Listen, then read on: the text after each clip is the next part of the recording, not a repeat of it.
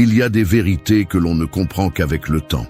Et il y a des batailles que l'on ne peut gagner qu'en arrêtant de se battre avec le monde et en commençant à garder le silence. À un certain âge, il ne s'agit plus de prouver quoi que ce soit. Il ne s'agit pas de crier ce que tu sais, ce que tu as vécu, ce que tu as accompli. Il s'agit de te tenir avec dignité au milieu du bruit, de protéger ta paix comme si c'était de l'or, et de comprendre que tout ne doit pas être partagé. Entre 55 et 75 ans, on a déjà vécu assez pour savoir que tout le monde ne mérite pas de tout savoir. Qu'il y a des parties de ton histoire, de ton corps, de ta foi, de ton passé, qui t'appartiennent seulement à toi. Et les garder privés n'est pas un signe de faiblesse, c'est une marque de force, de sagesse, de maîtrise de soi. Dans un monde où les gens se démènent pour attirer l'attention, pour la validation, pour les likes, se taire est un acte de rébellion, et pas n'importe quel type de rébellion, une qui vient du calme, de l'expérience, de la décision consciente de ne pas s'épuiser pour ce qui n'en vaut pas la peine. Cette vidéo n'est pas pour ceux qui ont encore besoin de prouver leur valeur, elle est pour ceux qui l'ont déjà découverte, pour ceux qui savent que la vraie liberté commence quand nous arrêtons de nous expliquer. Ensuite, je vais partager avec toi 8 leçons, 8 principes stoïciens qui non seulement t'aideront à vivre avec plus de paix, mais aussi avec plus de pouvoir intérieur. Ce ne sont pas des phrases vides ni des conseils jolis. Ce sont des façons de regarder la vie avec les pieds bien ancrés sur terre, avec courage, avec conscience et avec la détermination de ne pas laisser l'extérieur contaminer ce que tu as déjà construit à l'intérieur. 1. Que ta poche ne parle pas pour toi.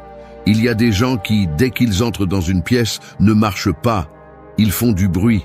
Et je ne parle pas du son de leurs pas, mais du tintement invisible de ce qu'ils portent dans leur poche. Comme si la valeur de leur présence dépendait du prix de leur montre, du modèle de leur voiture ou du quartier où ils vivent. C'est comme s'ils portaient leur portefeuille autour du cou, comme une médaille qui crie « Regardez-moi, je vaux ça ». Mais je vais te dire quelque chose que l'on n'apprend qu'avec les années. Quand tu as besoin que l'argent parle pour toi, c'est parce que ton caractère n'a pas encore appris à le faire. La sagesse stoïcienne n'a jamais mesuré une personne par ce qu'elle possédait, mais par ce dont elle pouvait se passer. Épictète, qui est né esclave et est devenu l'un des penseurs les plus puissants de son temps, disait que ce n'est pas l'homme qui doit servir ses possessions, mais les possessions qui doivent servir l'homme. Et cela prend plus de sens avec l'âge. Parce que si à 20 ans quelqu'un se vante d'avoir de l'argent, à 60 ans, cela ne révèle que de l'insécurité. La sérénité ne s'achète pas, elle se cultive. Et plus tu parles de ce que tu as, plus ce que tu es devient vide. Il y a des gens qui confondent le silence avec le manque de succès, mais les véritablement réussis n'ont pas besoin de le raconter. Ils ne le crient pas, ils le vivent. On le voit dans leur présence, pas dans leur possession. Quand tu arrives à un certain stade de ta vie, garder ta situation économique privée n'est pas un acte de mystère. C'est de la protection, c'est de la sagesse, parce que tu sais que tout le monde ne mérite pas de savoir combien tu as gagné ou combien tu te portes bien. Parce que tu sais que dans cette vie, il y a des gens qui te souriront par intérêt, pas par affection. Parce que tu as compris que le vrai respect se gagne par la façon dont tu marches, pas par le solde de ton compte. Ce n'est pas mal d'avoir de l'argent. Il ne s'agit pas non plus de le cacher comme si c'était une faute. Mais il s'agit de comprendre que l'argent, s'il est mis en avant, te déshumanise. Il te transforme en un numéro. Et tu n'es pas venu dans cette vie pour être un numéro, tu es venu pour être une présence. Alors, garde-le, littéralement. Ne raconte pas à tout le monde combien tu as dépensé, combien tu gagnes, combien tu as hérité ou combien tu as investi. N'achète pas le respect avec des chiffres. Qu'on t'écoute pour ce que tu penses, pas pour ce que tu possèdes. Qu'on t'admire pour ta tempérance, pas pour ton portefeuille. Sénèque disait « Celui qui a besoin d'or pour être heureux sera toujours pauvre ». Et il avait raison. Parce que si ton bonheur dépend du luxe, de la reconnaissance externe, du statut, tu seras toujours enchaîné au regard des autres. Et là, il n'y a ni paix, ni dignité, ni liberté. À ce stade de la vie, Le véritable luxe est de pouvoir marcher dans la rue sans que personne ne sache si tu es millionnaire ou si tu recommences à zéro. Parce que ta présence t'appartient, parce que ta valeur est dans ta parole, dans ton regard ferme, dans ta paix intérieure.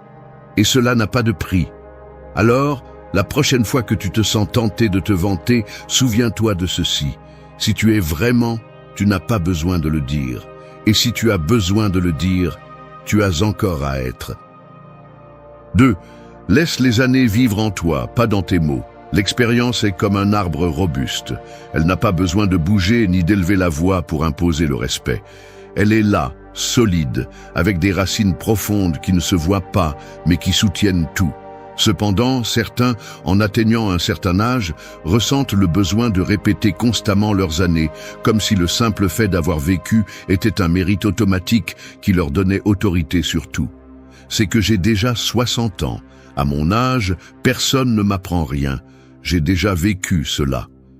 Et bien que cela puisse sembler inoffensif, cette façon de parler révèle quelque chose, que les années n'ont pas encore pris racine en toi. Que tu continues d'essayer de les valider avec des mots au lieu de les laisser se faire remarquer dans ton attitude, dans ta tempérance, dans ta sagesse. Car il ne suffit pas d'avoir beaucoup vécu. Ce qui compte vraiment, c'est comment tu as vécu. La philosophie stoïcienne le rend très clair. La sagesse n'arrive pas automatiquement avec l'âge. Elle arrive avec la réflexion, avec la maîtrise de soi, avec l'effort constant de vivre selon la vertu. Sénèque l'a dit sans détour, ce n'est pas que nous avons peu de temps, mais que nous en perdons beaucoup. Et le perdre en parlant de ce que tu as déjà fait, de ce que tu as déjà vu, est l'une de ces erreurs qui te volent le présent. À un certain âge, ce qui devrait parler pour toi n'est pas ta bouche, mais ta présence, ta capacité à écouter sans interrompre, à conseiller sans imposer, à vivre sans avoir besoin de rappeler constamment au monde tout ce que tu sais. Parce que quand tu sais vraiment, tu ne le cries pas. Cela se voit dans ta façon de marcher, dans la paix avec laquelle tu réponds, dans la manière sereine dont tu affrontes l'inattendu.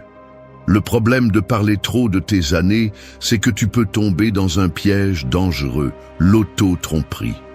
Penser que tu n'as plus rien à apprendre, que tu as tout vu, que personne ne peut te dire quelque chose de nouveau. Et quand cela arrive, tu te fermes dans la croissance, tu t'isoles dans ton propre passé et tu arrêtes d'évoluer. Les stoïciens nous enseignent que chaque jour est une opportunité de vivre avec vertu, peu importe combien d'années nous avons sur le dos. Marc Aurèle, étant empereur de Rome et ayant plus de pouvoir que presque toute autre personne dans l'histoire, se rappelait à lui-même chaque matin qu'il avait encore des choses à apprendre. Si quelqu'un comme lui pouvait rester humble, pourquoi pas toi? Laisser les années vivre en toi est quelque chose de complètement différent de les rappeler aux autres. C'est agir avec tempérance, avec maturité, avec ce calme que l'on n'acquiert qu'en traversant des tempêtes sans perdre la tête. C'est corriger sans humilier. C'est partager sans avoir besoin de se montrer. C'est savoir que souvent le silence en dit plus que 1000 discours sur ton parcours. Tu mérites le respect, oui, mais le respect réel ne se demande pas, il s'inspire. Et tu l'inspires lorsque tu permets à tes actions de parler pour toi. Lorsque tu mets de côté le besoin de prouver constamment que tu as déjà une vie parcourue. Alors, la prochaine fois que tu ressens l'urgence de parler de tes années comme si c'était une carte de visite, respire. Et souviens-toi de ceci. La véritable expérience ne fait pas de bruit.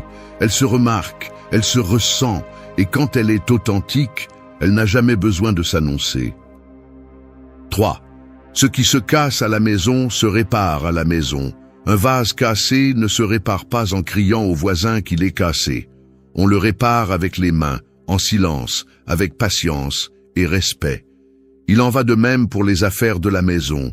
Quand quelque chose se brise dans la famille, on ne le répare pas en l'exposant au monde. On le répare de l'intérieur, avec engagement, avec caractère, avec maturité.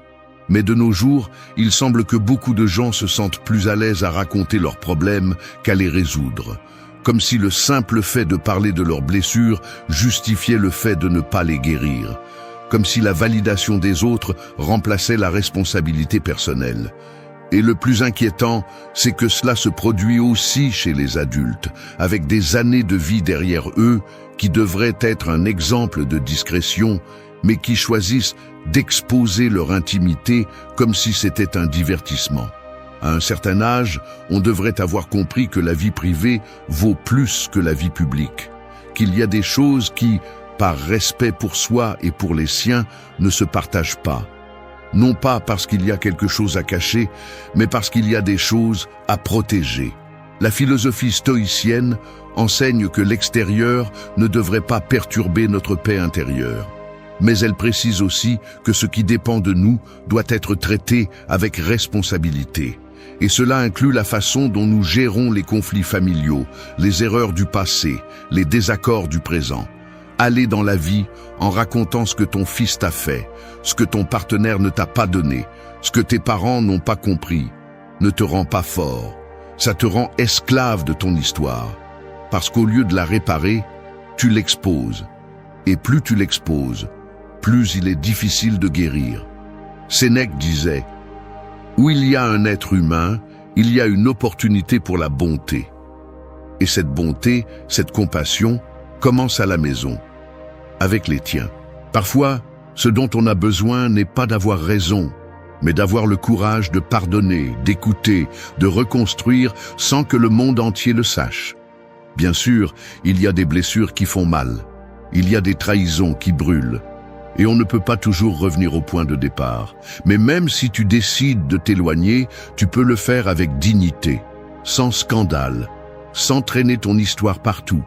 Parce que le monde n'a pas besoin de tout savoir. Quand tu fais de ton intimité un spectacle, tu t'exposes à des jugements inutiles. Tu donnes du pouvoir à ceux qui ne comprennent pas ton histoire. Et le pire, tu affaiblis la structure émotionnelle de ton foyer. Une famille n'a pas besoin d'être parfaite, elle a besoin d'être protégée. Peu importe si elle est brisée, blessée, en cours de reconstruction. Ce qui compte, c'est que ce qui se casse à l'intérieur se travaille à l'intérieur. Que tu ne cherches pas des alliés à l'extérieur pour gagner des discussions internes. Que tu n'utilises pas ta douleur comme une excuse pour attirer l'attention. Il y a une grande dignité à savoir taire ce qui fait mal. Non pas par peur, mais par sagesse. Il ne s'agit pas de cacher, il s'agit de prendre soin. Il y a des cicatrices qui ne guérissent que lorsque nous cessons de les montrer et commençons à les traiter au bon endroit. Alors, si quelque chose se casse chez toi, souviens-toi de ceci. Ne le publie pas, répare-le. Ne le crie pas, affronte-le. Et s'il n'y a pas de réparation possible, éloigne-toi avec honneur. Mais ne fais pas de ton intimité un sujet de conversation pour les autres. Parce que la paix se construit de l'intérieur, et ce qui vaut vraiment se soigne en silence. 4. Ta santé n'est pas un sujet de conversation. Le corps est un temple, mais il y a ceux qui, avec le passage des années, le transforment en panneau publicitaire. Chaque maladie, chaque pilule, chaque rendez-vous médical devient un sujet de conversation quotidien. Et même s'il est compréhensible de se soucier de sa santé, il y a une ligne invisible mais importante entre prendre soin de son corps et vivre en parlant de ses échecs. Quand on atteint un certain âge, il est inévitable que le corps commence à donner des signes. Il fait mal ici, il s'use là-bas. C'est une partie de la vie. Personne n'y échappe. Mais c'est une autre chose de transformer tes symptômes en un drapeau que tu agites tout le temps. J'ai mal ici, je prends telle chose, je ne dors plus, le médecin m'a dit. Une liste interminable de plaintes qui, loin de t'aider, te lie à un rôle que tu n'as pas besoin de jouer, celui de la victime. Épictète disait que nous ne devons pas nous inquiéter de ce qui n'est pas entre nos mains. La maladie, la vieillesse, la détérioration physique ne sont pas choisis. Mais la façon dont tu affrontes tout cela, oui. Et c'est là que se fait la différence entre vivre avec dignité ou vivre en mendiant de la compassion. Parler tout le temps de ta santé ne te renforce pas. Cela t'affaiblit. Cela te rend dépendant de l'attention des autres. Cela alimente la peur, le drame, l'anxiété. Et cela, même si cela ne semble pas le cas, rend malade plus que le problème original. Il y a quelque chose que personne ne dit à haute voix, mais que tout le monde ressent. Quand quelqu'un répète encore et encore ces mots, il n'inspire ni respect ni soin. Il génère de la distance. Parce qu'au lieu de projeter de l'intégrité, il projette de la pitié. Et la pitié est un poison silencieux qui te vole l'autorité, la présence, la force intérieure. Avoir mal n'est pas synonyme de faiblesse, mais vivre en parlant de lui l'est. Parce que tu ne l'affrontes pas, tu l'exposes. Et plus tu l'exposes, plus tu en fais une partie de ton identité. Tu te définis par ce qui te fait mal, et c'est dangereux. Les stoïciens parlaient de l'autocontrôle comme d'une vertu essentielle. Et l'autocontrôle implique aussi de savoir quand se taire. Savoir quand garder ton processus pour toi. Tout le monde n'a pas besoin de savoir ce que tu traverses. Tout le monde ne le comprendra pas. Tout le monde ne le respectera pas. Et le plus important, tout le monde ne le mérite pas. La santé se soigne, elle ne se commente pas. Elle se travaille dans le silence, dans l'effort quotidien, dans la discipline que personne ne voit. Tu n'as pas besoin d'applaudissements pour te lever chaque jour avec de la douleur. Tu n'as pas besoin de compréhension externe pour prendre tes médicaments, pour faire tes exercices, pour continuer à avancer. Tu as besoin de courage. Et ce courage se construit en privé. Il y aura des moments où tu devras parler de ce qui t'arrive, bien sûr, avec ton médecin, avec quelqu'un de confiance, mais ne fais pas de ton état physique le centre de ton récit quotidien. Ne vis pas en te répétant ce qui te fait mal, parce que le corps écoute. Et quand tu le traites comme faible, il devient plus faible. Sénèque disait « L'âme qui s'habitue à la plainte devient esclave de la douleur ». Et c'est exactement ce qui se passe quand tu transformes ta santé en conversation constante. Tu deviens prisonnier de ta propre histoire. Alors fais-toi une faveur.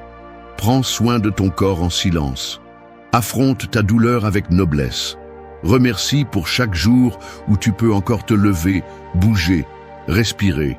Et garde ton processus comme quelque chose de sacré, parce que c'est le cas. Ta santé n'est pas un spectacle. C'est un acte intime de résistance.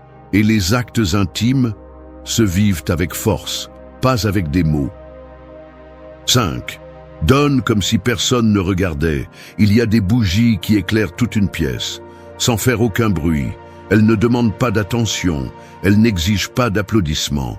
Elles font simplement ce qu'elles sont venues faire, donner de la lumière. C'est ainsi que devrait être la générosité. Silencieuse, solide, vraie, sans besoin de témoins, sans attendre rien en retour. Mais aujourd'hui, beaucoup de gens n'allument des bougies que s'il y a des caméras qui filment. Seulement si quelqu'un regarde, seulement s'ils peuvent le raconter après. Donner est devenu, dans de nombreux cas, une monnaie sociale. Une façon de démontrer sa valeur, de nourrir son ego, de masquer le vide intérieur par de bonnes actions publiques. Et ce n'est pas donner, c'est agir. Car lorsque la motivation principale est la validation, le geste perd son essence. Ce n'est pas de la générosité, c'est une stratégie. Ce n'est pas un don, c'est un échange déguisé. Donner comme si personne ne regardait est autre chose. C'est un acte de conviction. C'est avoir une telle clarté sur ton but, ta valeur, tes principes, que tu n'as pas besoin que quelqu'un le confirme de l'extérieur. Tu aides parce que c'est la bonne chose à faire, parce que tu peux, parce que tu veux. Point. Si quelqu'un le voit, tant mieux. Si personne ne le voit, tant mieux. À un certain âge, on devrait avoir compris cela, parce que tu as déjà vu assez de masques, assez de faux gestes, assez d'aides qui ne cherchent qu'à se mettre en avant. Et si tu as appris quelque chose de tout cela, c'est que la vraie valeur réside dans l'invisible, dans ce que tu fais quand personne ne t'évalue, dans ce qui vient du cœur, pas du calcul. Le problème de vivre en donnant pour être vu, c'est que tu deviens esclave des réactions. Si personne ne le commente, ça te dérange. Si personne ne le remercie, ça te fait mal. Et ainsi, ce qui aurait dû te donner la paix finit par te vider. Tu finis par attendre de la reconnaissance comme si c'était une partie du contrat, alors qu'en réalité, il ne devrait pas y avoir de contrat. Juste une intention pure. Donner en silence est une forme de pouvoir. parce que celui qui donne sans attendre démontre qu'il n'a besoin de rien, qu'il ne cherche pas à se parer de sa bonté, que sa générosité n'a pas de destinataire spécifique ni d'applaudissements en attente. Elle coule simplement, comme cette bougie qui éclaire simplement, même si personne ne le dit à voix haute. Et nous ne parlons pas seulement d'argent, nous parlons de temps, d'attention, de soutien, de conseil, d'écoute, d'empathie. Ces choses qui ne s'achètent pas et qui, lorsqu'elles sont offertes du cœur, ont une valeur inestimable. Mais pour qu'elles aient cette valeur, elles doivent être offertes avec humilité, pas avec fierté. Quand tu aides en silence, tu le fais à partir d'un lieu authentique, pas par obligation, ni par fierté. Tu le fais parce que cela fait partie de qui tu es. Et c'est ce qui te donne la paix. Savoir que ta contribution n'a pas besoin de projecteur, parce qu'elle est authentique. Alors chaque fois que tu ressens le besoin de partager ce que tu as fait pour quelqu'un, demande-toi, est-ce que je le raconte parce que ça me vient naturellement ou parce que je veux être reconnu? L'ai-je fait par bonté ou pour l'image? Parce qu'au final, seul toi connais la vérité. Et si la vérité est pure, elle n'a pas besoin d'être décorée de mots. Ton geste a déjà de la valeur en lui-même. Comme cette bougie silencieuse, tu peux aussi donner de la lumière sans faire de bruit. Et crois-moi, la lumière qui ne fait pas de bruit éclaire plus. 6. Crois en silence.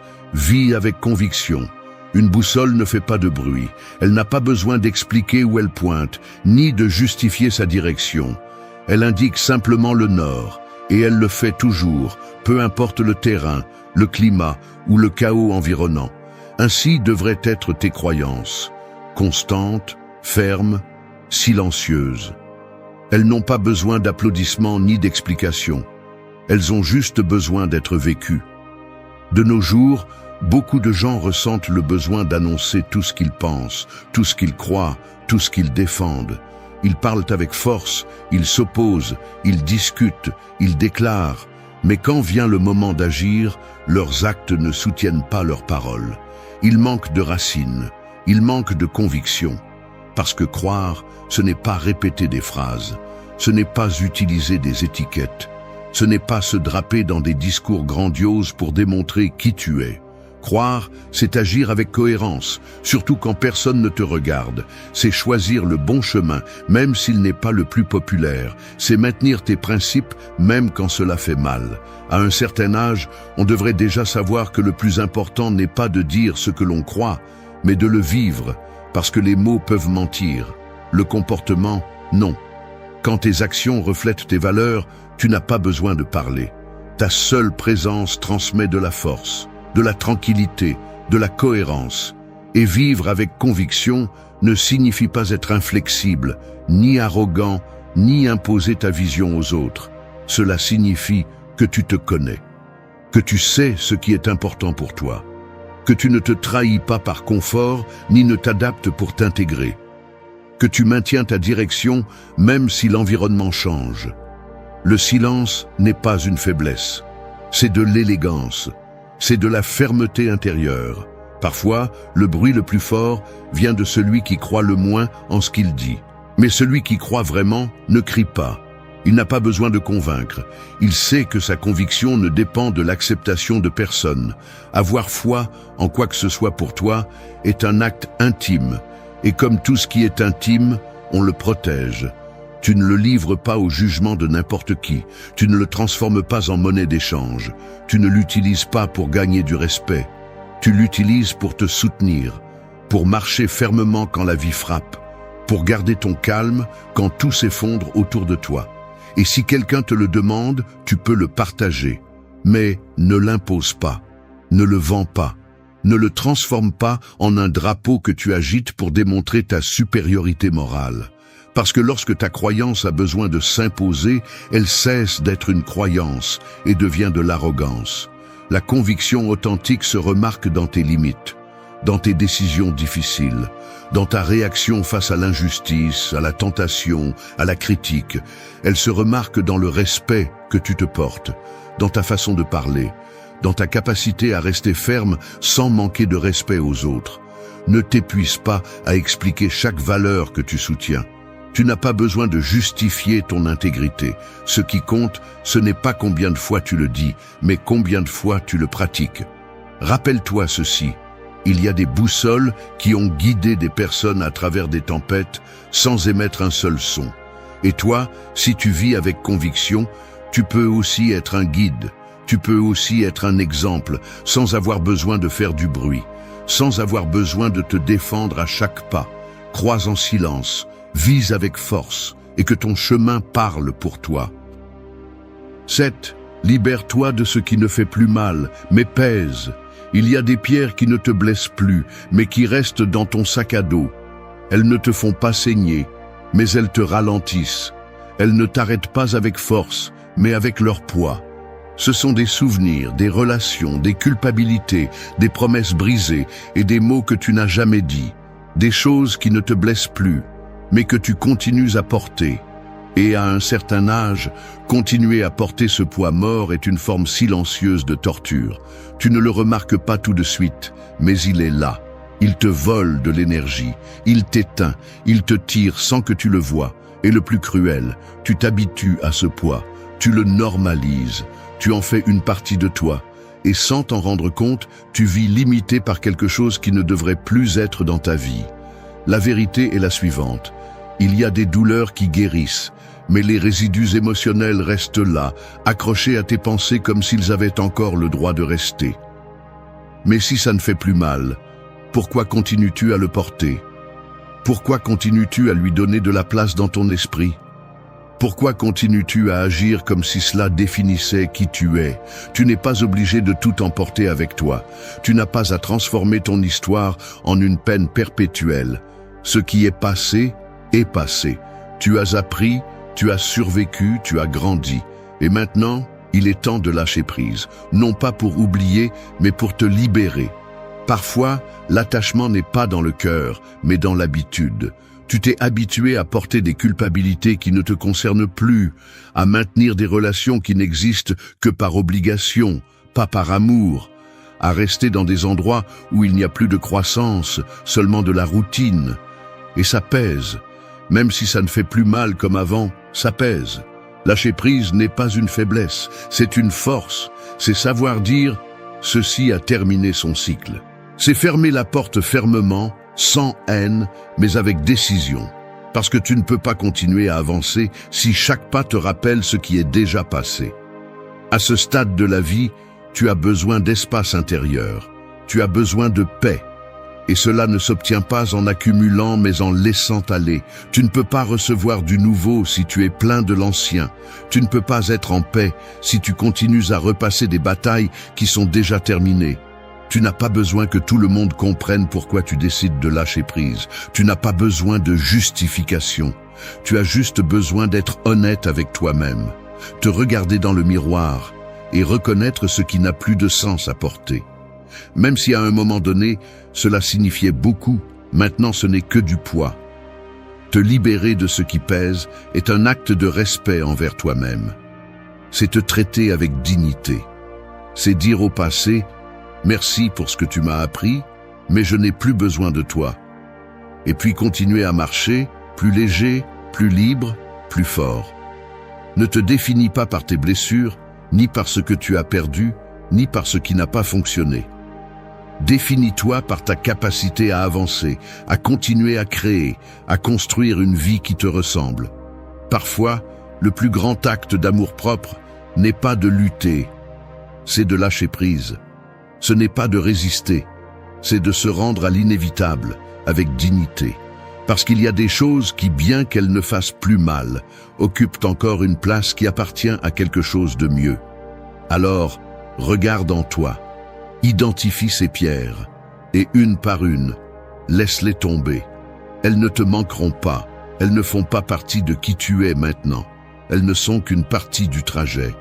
Et le trajet a déjà continué. Libère-toi, parce que tu mérites d'avancer sans ce poids, parce que tu mérites de vivre en paix, parce qu'il est temps. 8. Que tes mérites parlent, pas ton ego.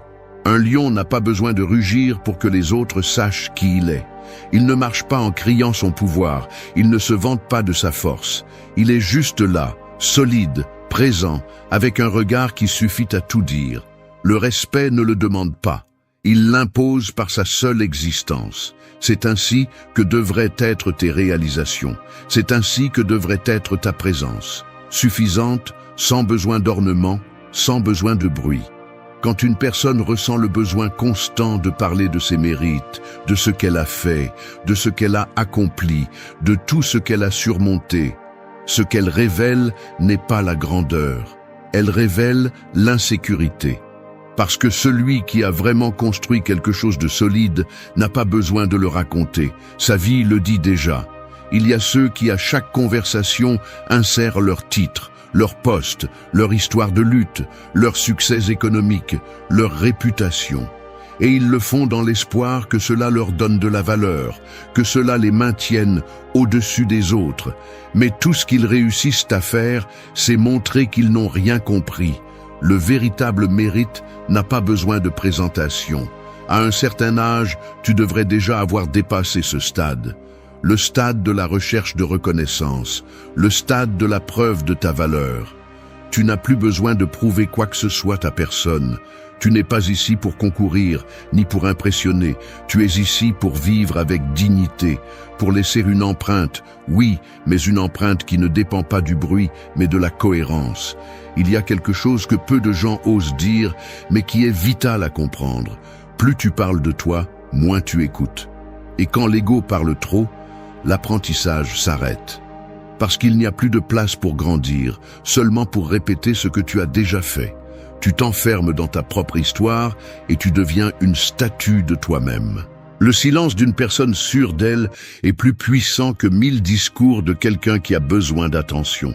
Parce que celui qui sait ce qu'il vaut ne le crie pas. Il ne le répète pas. Il ne l'impose pas. Il le vit. Il le respire. Il le projette sans effort. Et cela ne signifie pas nier tes réalisations, ni minimiser tes progrès. Au contraire, cela signifie que tu les portes avec fierté, mais sans arrogance.